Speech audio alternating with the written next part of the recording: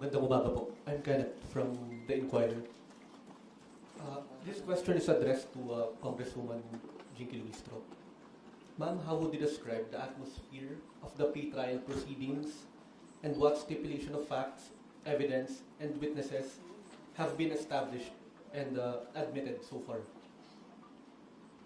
Please understand that we cannot dwell on the merits of this impeachment trial, and that includes the details on the stipulation of facts, the list of witnesses, and even the marking of documents.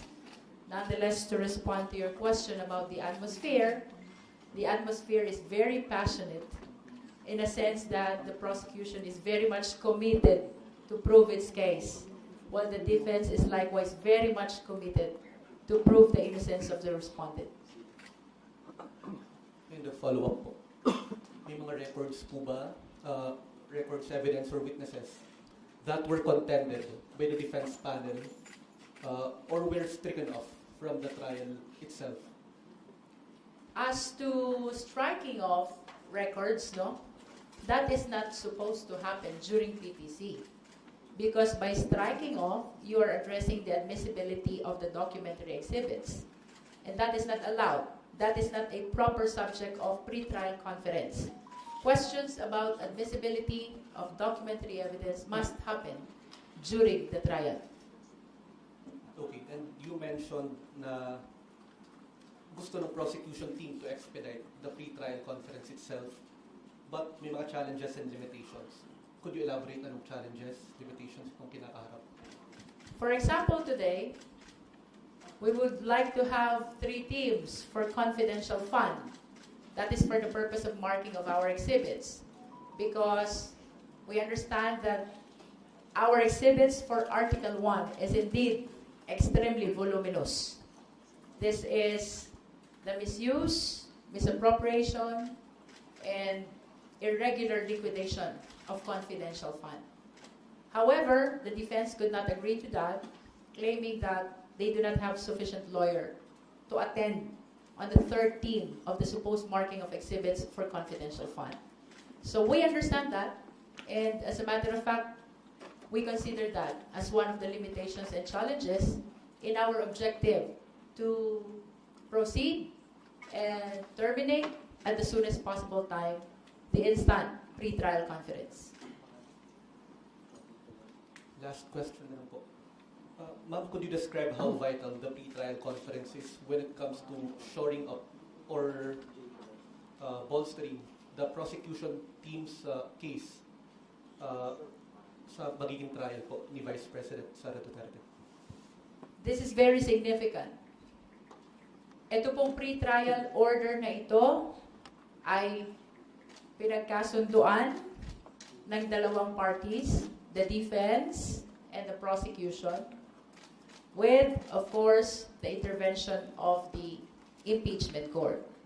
This is supposed to serve as the blueprint, the guide, the roadmap in the upcoming impeachment trial. In other words, matters which were not incorporated in the pre-trial order cannot be presented during the trial.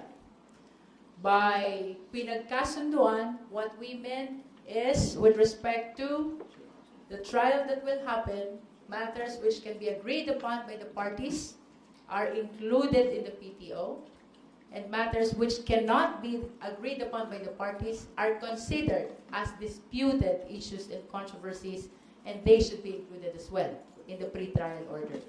As to the significance, mahalaga po ito dahil ito dapat ang susundin sa paglilitis na gaganapin. Ang mga ebidensya na hindi naisama sa pre-trial order as a general rule ay hindi pwedeng ipresenta during the trial. Thank you po.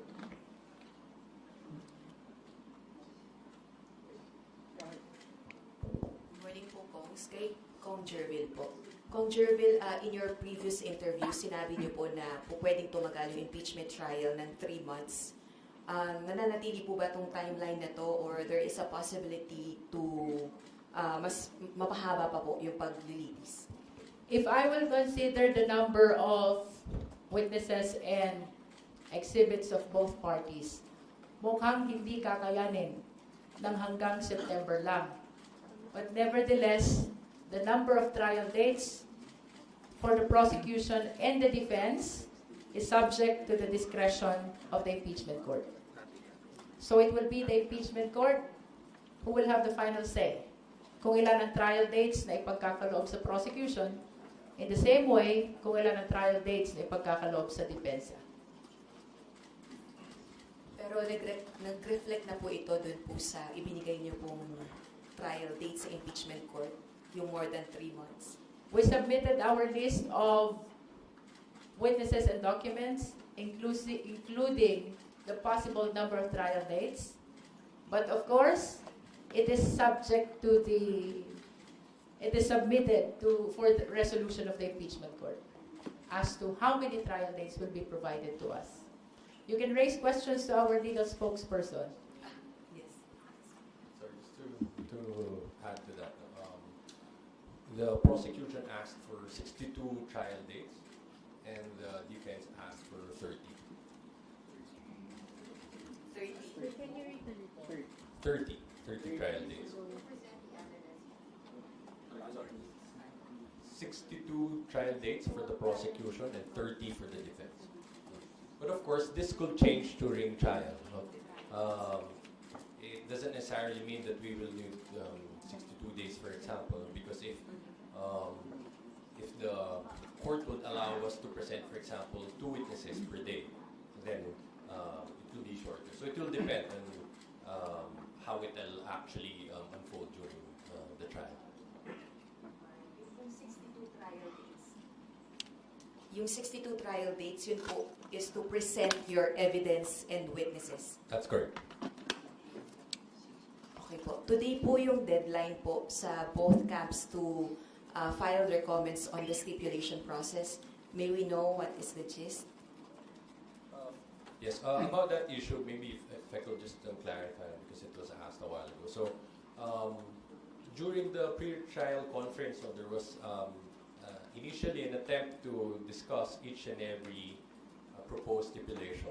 But to abbreviate the proceedings, and which is exactly what we wanted also, the clerk of court allowed the parties to just file their written comments, and counter proposals to each other's proposals for stipulation. And we're happy that that happened. Otherwise, baka hanggang ngayon hindi pa kami nakapag-start ng marking. No? So, that's one thing. As to the submissions of the parties, let's just wait for that. Both parties will comply with the deadline within the day. Just to clarify, may kalaki po bang motion, yun pong comment nyo po sa stipulation process?